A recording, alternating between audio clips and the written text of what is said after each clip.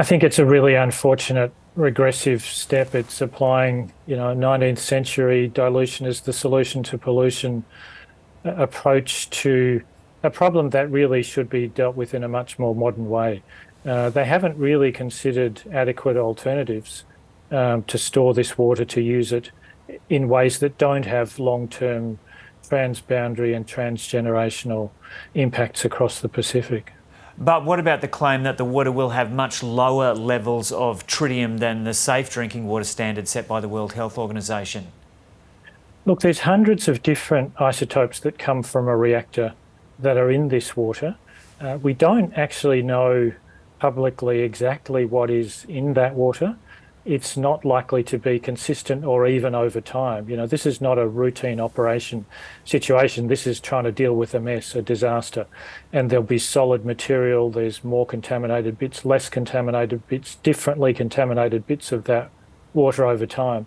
TEPCO haven't really made public any information that would reassure the scientific experts that have looked at this, particularly the independent group appointed by the Pacific Islands Forum, that A, we know what's in the water, and B, that the system that they have to remove those isotopes is up to scratch.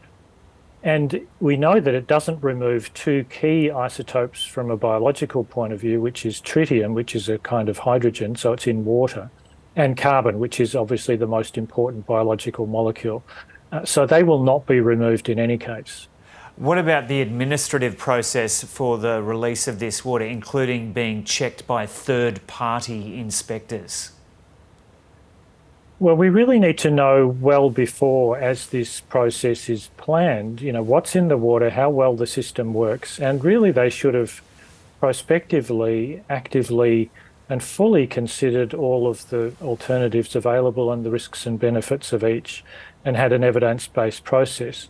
To actually monitor what happens just before the water is discharged, which is what the International Atomic Energy Agency and the government of Japan so far are advocating, leave it to us, we'll check it as it goes out. That's really way too late to be fixing any problems that arise. So what are the dangers if this does go ahead? Well, the danger is that this will concentrate in the sea floor, that it will spread with ocean currents, that these discharges are projected to continue over many decades. We know that tuna that became radioactive from Fukushima were found less than 2 years later swimming off the coast of California. So this stuff moves around, and it concentrates, many of the important isotopes concentrate up the food chain. So this will add to the burden of chemical and radiological risk for organisms, for people who live by the sea. Fukushima fisher people are understandably have been amongst the most consistently and opposed to this discharge. It will increase long-term the radioactive contamination, which increases our long-term risks of cancer and chronic disease. So what are the better options? Well, the better options are that the independent panel for the PIF put forward was clean the water as best you can and then use it in concrete for structural applications like building foundations, bridges, under roads, where it's not going to have a lot of contact with people and where some of the important radioactive releases of beta particles that don't travel very far, they'll be trapped in the concrete, where it's much safer. There are also options of long-term storage because radioactive materials decay over time. If you stored this material in purpose-built seismically safe tanks, as Japan has for its national petroleum storage for a couple of decades, then it would be much safer. Or some combination of bioremediation, cleaning the water up chemically or with organisms, using it in structural applications and storing it on site, haven't been adequately investigated. They say that they're running out of room on site.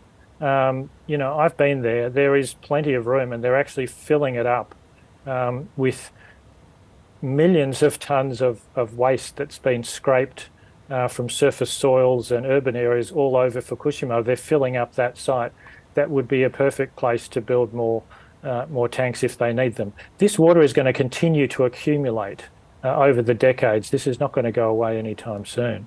And Tilman Ruff, what was your role when you went there?